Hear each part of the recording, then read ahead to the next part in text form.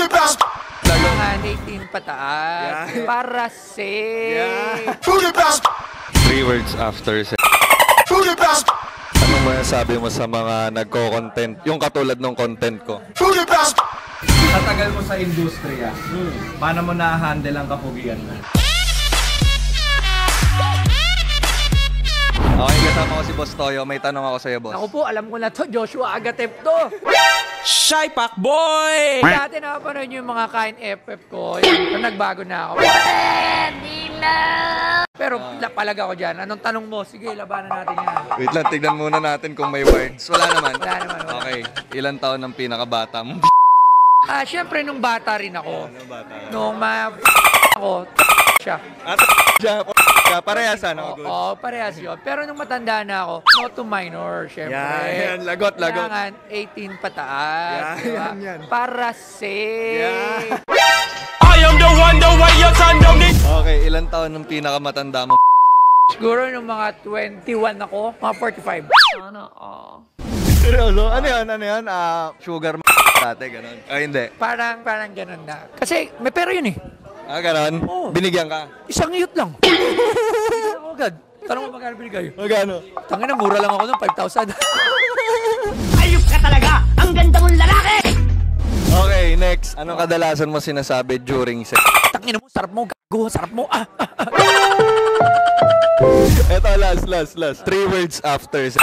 Ang sarap-sarap mo. Apat yun.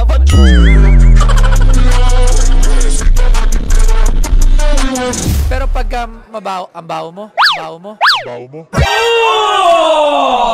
Yan yung dalawa lang yun. Walang 3 words eh. Siyempre, hindi na kasi ako nakikipag ganyan sa ibang tao, kundi sasawa ka lang. Kaya ang 3 words, I love you. 3 words after sex. 3 words lang Kanto lang ang sakayan. Di ka na nga makalakad, di pa kita inatid. Hindi naman lang natin pa uwi. Bakit pa? Pinagod na ako eh. Anong masasabi mo sa mga nagko-content, yung katulad ng content ko? Ay, mga napanood ko dati. Ano lang, kanya-kanya namang buhay yan. Nire-respect ko yung sa inyo. Wala kang advice? Advice? Kaya nyo na yan. Matanda na kayo. Sa tagal mo sa industriya, paano mo na-handle ang kapugian mo? Siyempre, na-handle ko kapag ako unang-una sa lahat. Dahil ito ang tangay ng pinamana ng aking mga magulang. Ang gandang lalaki. Wow! Kaya sa mga nanonood ngayon, kung gusto niyo ng gandang lalaki mga anak niyo, kaysa kumain kayo ng santol, payapas, magbili kayo, tumitig lang kayo sa mukha ko. Sigurado, 1 month pa lang sa tiyan ng anak niyo, kinukuha na ng commercial ng Yakult. Okay, ano masasabi mo sa Geng Geng Network? Ano ang future nito? Ayun, sana nga magdire-diretso, maglabas ng maraming shows. At sana Joshua Agatep maging isa rin sa mga may makuha kaming palabas at maging isa ka rin sa host do sa Geng Geng Network. Basta pag-usapang, alam nyo na. Kaya Agatep, tapos na tayo dyan, matanda na tayo. Eto na, supportahan nyo itong mga bagong malilibog.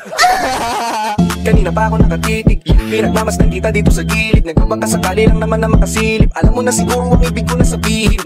Gusto kita tanungin kung sasama ka sa akin, pauwi para di na maabala.